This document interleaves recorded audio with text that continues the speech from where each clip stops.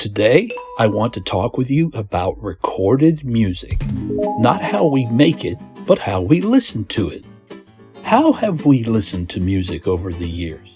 Well, today many of us have earbuds and we listen to music on the internet.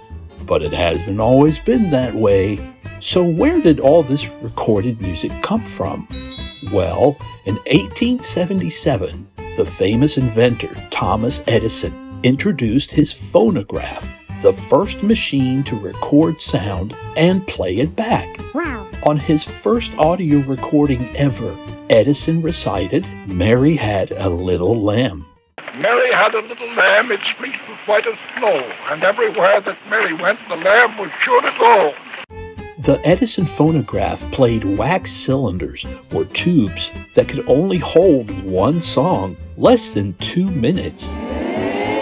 Then the gramophone was invented in the 1890s.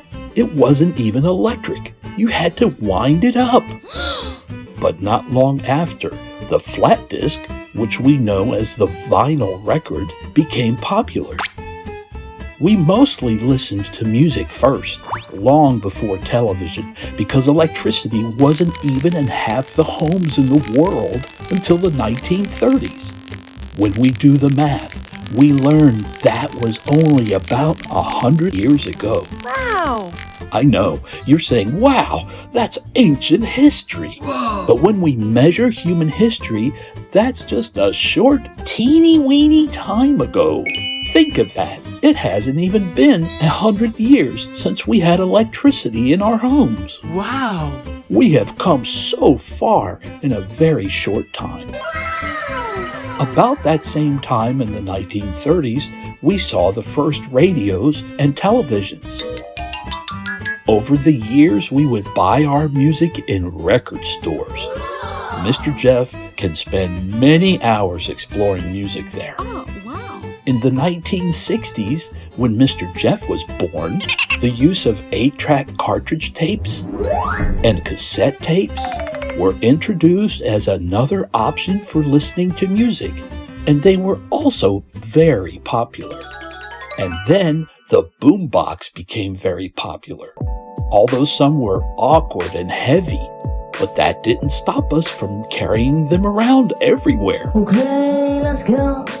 Then we saw the first compact discs in 1987, and vinyl records and cassettes and phonographs were less popular because everyone wanted CDs.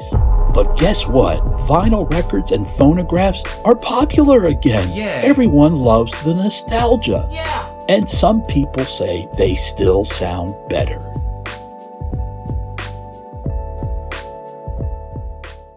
My friend, Mr. Steve, is a musician and a music lover, just like me. Mr. Steve has a stereo console that was built 50 years ago. Whoa. And it works perfectly. So how old is this, Steve? 1964. Wow, 1964. Well, let's play that record, Mr. Steve. All righty. Here it is. The Dukes of Dixieland. Yeah. Okay. Wow. And this is how we used to listen to music back in the 60s and the 70s? Yeah.